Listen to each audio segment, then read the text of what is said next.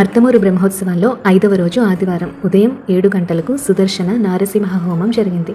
సుదర్శన అంటే శ్రీ మహావిష్ణువు యొక్క చక్రాయుధం, నారసింహ అంటే విష్ణుమూర్తి యొక్క ఉగ్రరూపం.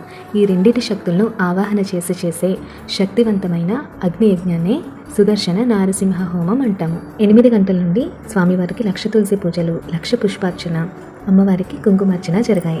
సాయంత్రం 6 గంటలకు మా స్వామివారికి సహస్ర దీపాలంకరణ సేవ జరిగిందండి. దీపాల మధ్య శ్రీనివాసుడు ఎంతో అందంగా చూడముచ్చటగా దర్శనమిచ్చారు.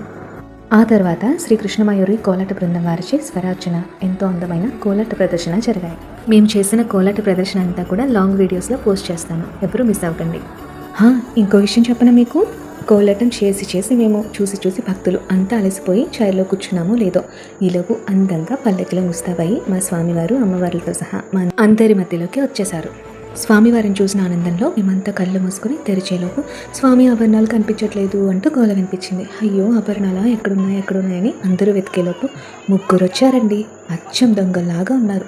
ఆ 3 వచ్చి అక్కడ కూర్చున్న కొందరు భక్తుల్ని తాళతో లాక్కుంటూ స్టేజ్ మీదకి తీసుకెళ్ళిపోయి ఆభరణాలు నువ్వే తీసావా అంటూ వాళ్ళని నిందించారు. పాపం చిన్నపిల్లలను కూడా వదలలేదండి. ఇలా భక్తుల్ని కాసేపు ఆట పట్టించిన తర్వాత నెమ్మదిగా చెప్తున్నారు, ఇదే చోరోత్సవ వేడుక అని. ఏదో ఇంట్రెస్టింగ్గా ఉంటుందని ఇలా చెప్పా, కానీ మేమైతే చాలా ఎంజాయ్ చేసాం. చాలా సరదాగా జరిగే వేడుక ఇది. ఇంతకీ ఆ 3 దొంగలు ఎవరో తెలుసా? మా ప్రధాన అర్చక స్వామిలేనండి. అర్చకులే స్వామివారి ఆభరణాలు దాచేసి వాళ్ళే దొంగల్లా వేషాలు వేసుకుని వచ్చి అక్కడ అందరినీ అలరిస్తారనమాట. ఇదే చోరోత్సవ వేడుక. అసలు బ్రహ్మోత్సవాల్లో ఈ వేడుక ఎందుకు చేస్తామో, దాని వెనుకున్న కారణం ఏంటి అనే విషయాన్ని నెక్స్ట్ వీడియోలో తెలుసుకుందాం. అంతవరకు మన ఛానల్ని ఫాలో అవుతూనే ఉండండి. హరే శ్రీనివాస.